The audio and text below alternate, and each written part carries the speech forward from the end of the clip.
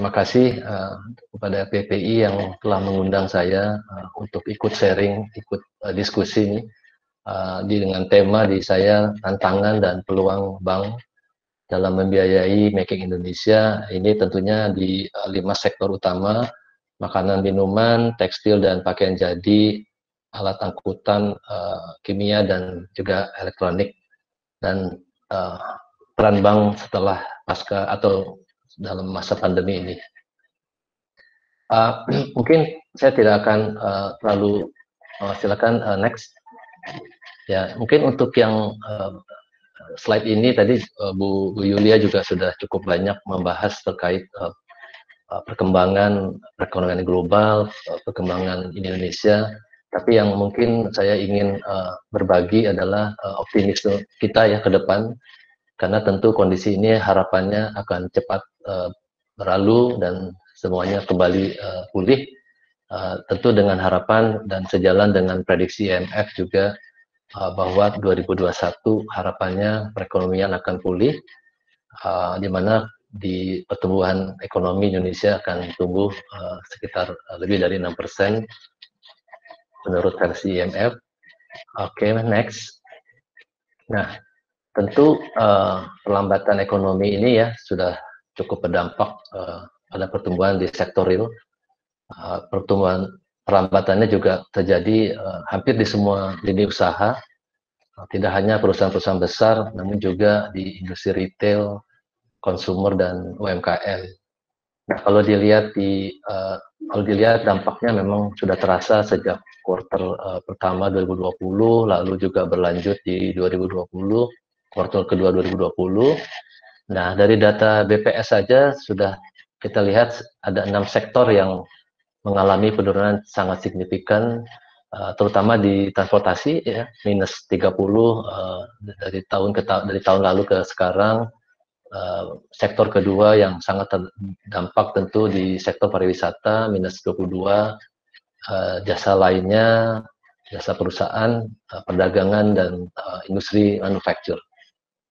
Nah, tentunya penurunan kinerja di sektor-sektor ya tidak lain disebabkan juga dengan adanya pemberlakuan pembatasan sosial berskala besar (PSBB) yang menyebabkan aktivitas produksi dan layanan menurun bahkan berhenti.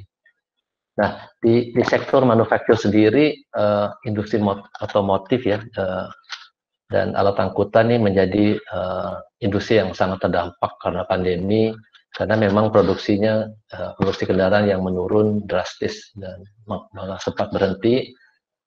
Lalu ketiga industri lain seperti tekstil, pakaian jadi, juga elektronik dan makanan minuman yang tadi saya sebutkan termasuk industri prioritas Making Indonesia 4.0 mengalami kontraksi dan perlambatan pertumbuhan seperti yang ada di display. Jadi hanya ada 2 industri yang kami observasi, kimia, farmasi dan tradisional, obat tradisional yang pertumbuhannya cukup baik. Itu karena didorong oleh produksi obat-obatan untuk pemenuhan atau permintaan domestik dalam penanganan COVID-19. Next. Nah, penurunan aktivitas di usaha sektor real tersebut tentunya pada akhirnya juga akan berdampak dan telah berdampak kepada industri keuangan termasuk perbankan. Di masa ini, di masa pandemi dan perekonomian yang kurang baik ini, perbankan juga dihadapkan beberapa tantangan, Pak Gunawan, baik tantangan bisnis maupun tantangan operasional sendiri. Nah, kalau dilihat di sini dari sisi bisnis tentu pertumbuhan kreditnya sudah melambat. Itu dikarenakan ya menurunnya kebutuhan pembiayaan. Lalu kedua, penurunan pendapatan operasional ya karena banyaknya restrukturisasi yang dilakukan serta cadangan yang harus disisihkan ini untuk mengantisipasi potensi kredit bermasalah. Lalu ketiga, kami juga sudah melihat peningkatan NPL, kredit macet akibat kemampuan debitur yang sudah terganggu karena usahanya terdampak oleh pandemi. Nah, dari segi operasional tentu perbankan seperti Bank Mandiri juga dihadapkan dengan tantangan yang berat untuk bagaimana dapat terus secara kontinu memberikan layanan secara optimal di tengah pembatasan operasional dan penerapan kesehatan. Oke, silakan next. Nah, seperti yang kita ketahui bersama, kalau ada industri 4.0, kita juga ada banking 4.0, dengan kemajuan teknologi ya seperti di AR dan VR, Advanced Robotic, Internet of Things, AI, ini telah tentu mendorong revolusi di industri manufaktur menuju industri 4.0. Nah, dengan adanya disruptif teknologi yang dibawa oleh industri 4.0 ini, konektivitas antara data, mesin, dan manusia tentu tidak dapat dipungkiri lagi. Nah, kami sebagai perbankan tentu juga harus beradaptasi dan menyesuaikan bisnis model kami agar tidak terdistruksi dengan teknologi yang dibawa oleh industri 4.0. Nah, dan dapat lebih tentunya kita berinovasi memberikan yang terbaik kepada nasabah melalui banking 4.0 ini. Next. Nah, penerapan teknologi di bidang perbankan ya dan jasa keuangan juga telah merubah paradigma banking yang mungkin Bapak Ibu di banking yang tadinya brick dan mortar menjadi aktivitas transaksi keuangan di mana saja dan kapan saja.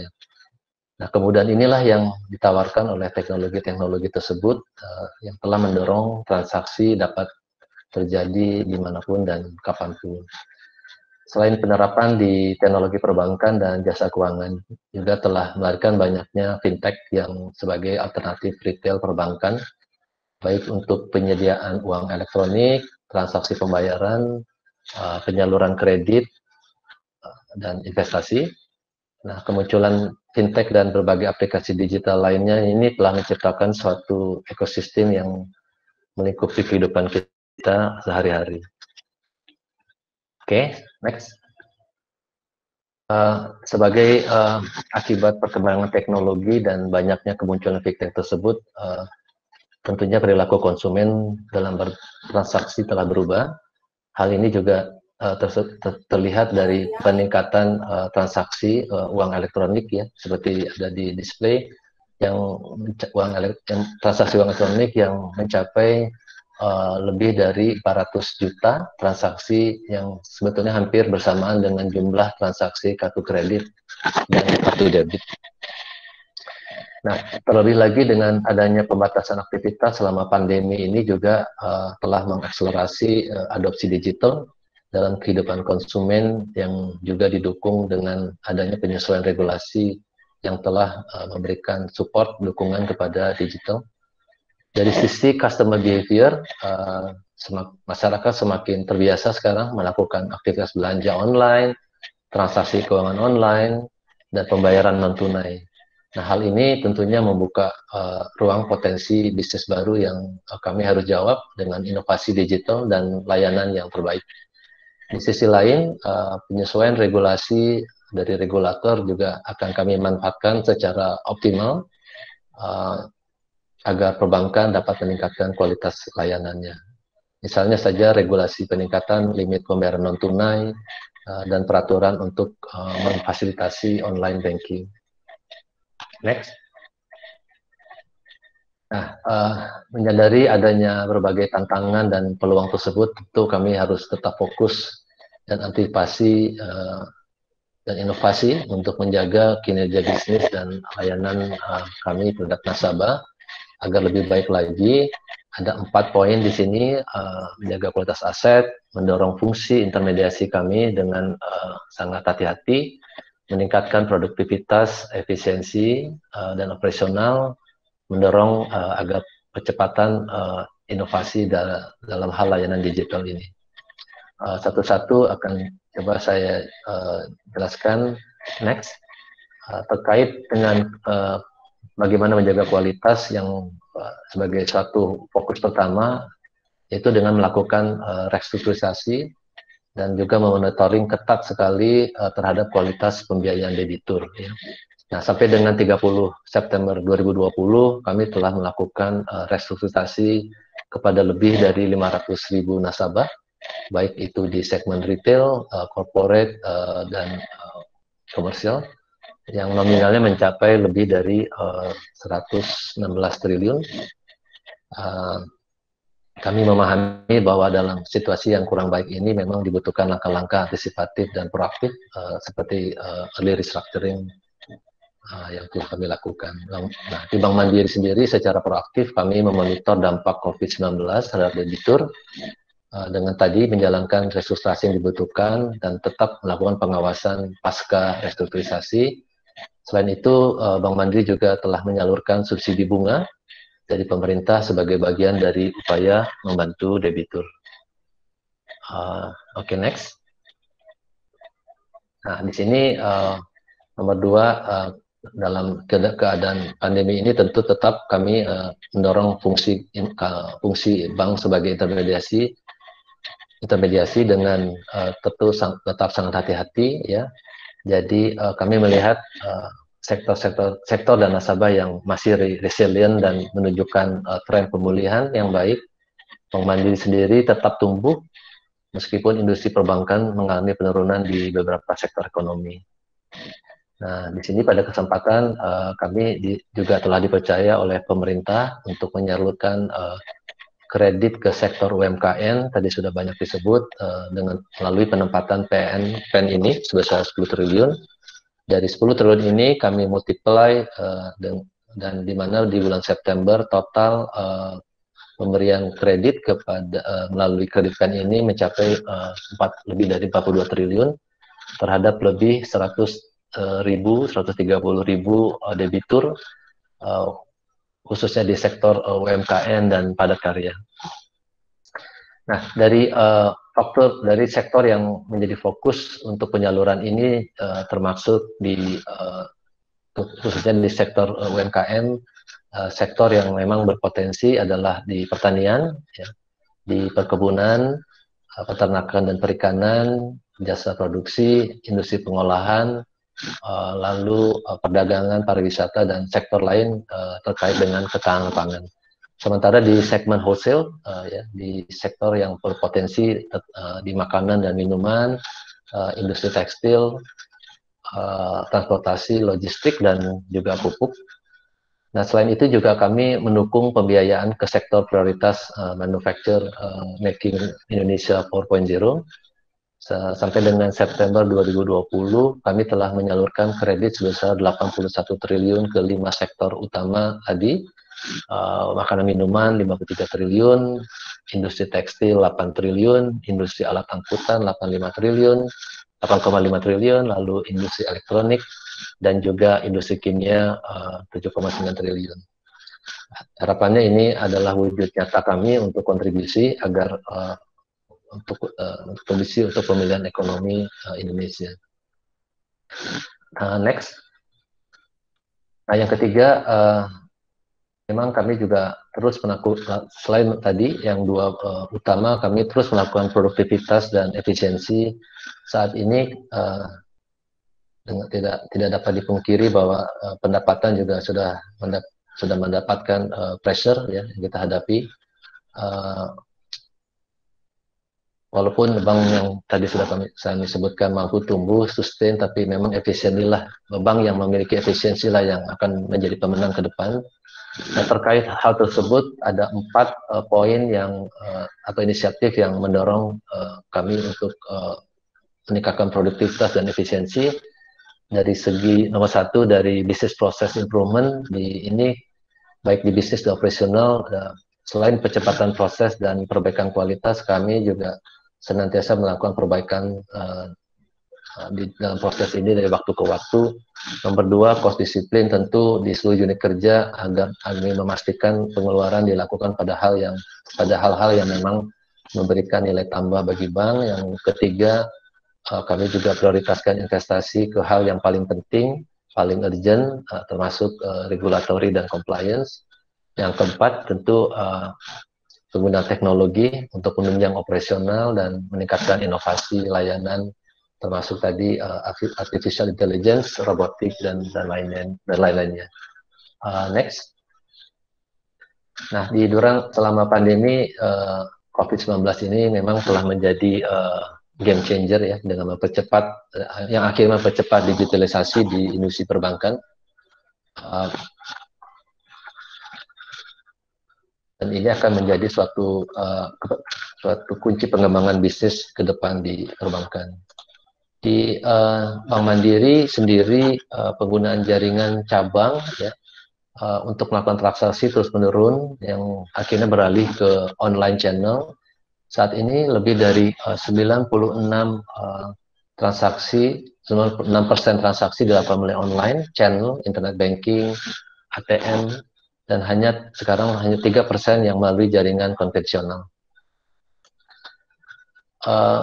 Dan lebih lanjut, transaksi ini sangat bermanfaat tentunya bagi nasabah, ataupun baik nasabah ataupun bank. Nasabah dapat melakukan transaksi tanpa perlu ke cabang atau ATM, sehingga dapat menghemat biaya transaksi. Juga bank diuntungkan dengan transaksi online channel yang memiliki biaya yang lebih rendah. Terkait hal tersebut, kami juga telah mendorong inovasi digital untuk mampu melayani nasabah dengan lebih baik lagi, ya, sekaligus meningkatkan sumber pendapatan baru kami. Nah, di sini ada 4. 1, pembukaan rekening secara online tanpa harus datang ke cabang, sehingga lebih aman bagi nasabah, terutama di masa pandemi seperti ini. Lalu juga kami mengembangkan channel digital ya, untuk memberikan layanan yang paling lengkap dan pengalaman terbaik untuk menjadi bagian dari pelanggan nasabah.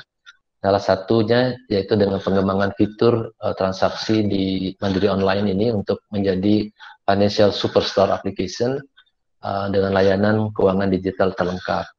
Juga untuk mempercepat proses kredit dan mendukung UMKM, ya, kami juga telah membuat Mandiri Pintar yang merupakan aplikasi untuk pengajuan pinjaman secara online, sehingga proses lebih cepat dan lebih mudah. Selain itu juga kami bekerja sama dengan pemerintah, fintech, perusahaan swasta, e-commerce melalui open banking yang memungkinkan pengguna layanan Liniar Banking ini, digital banking mandiri, dalam aplikasi pihak ketiga, sehingga Bank Mandiri dapat memberikan holistic financial service kepada ekosistem nasabah yang terus berkembang, khususnya dengan kebutuhan transaksional. Next. Jadi ini dengan menjalankan fokus bisnis dan inovasi yang sudah kami jalankan termasuk masa pandemi, kami berhasil menjaga Bank Mandiri kinerjanya yang cukup baik selama ini.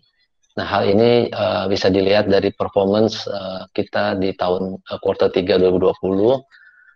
Pertumbuhan kredit tetap tinggi di 3,79%, atau 874 triliun ya. Dengan kualitas NPL-nya tetap terjaga di 33%. Selain itu juga kami berhasil mengendalikan biaya operasional seperti yang tadi kita sebutkan. Pertumbuhan OPEX hanya kurang dari 1%, sementara cost to income tetap dijaga di 45%. Nah, dari sisi digital, tentunya telah berhasil mendorong akselerasi digital ini yang tercermin dari pembukaan rekening digital yang mencapai lebih dari 250.000 rekening dan pengguna aktif Mandiri Online lebih dari 4,2 juta pengguna. Nah, ke depan berharap kami akan terus mempertahankan kinerja ini dan memberikan inovasi-inovasi produk terhadap industri proses layanan nasabah untuk tetap dapat berkontribusi yang optimal bagi kemajuan Indonesia. Saya rasa demikian Pak Gunawan. Saya rasa senang sekali saya dapat memberikan masukan dan kesempatan ini. Semoga paparan yang tadi disampaikan dapat berguna dan juga memberikan kontribusi positif untuk perkembangan industri keuangan, khususnya dalam mewujudkan Making Indonesia 4.0. Selamat siang dan terima kasih Pak Gunawan.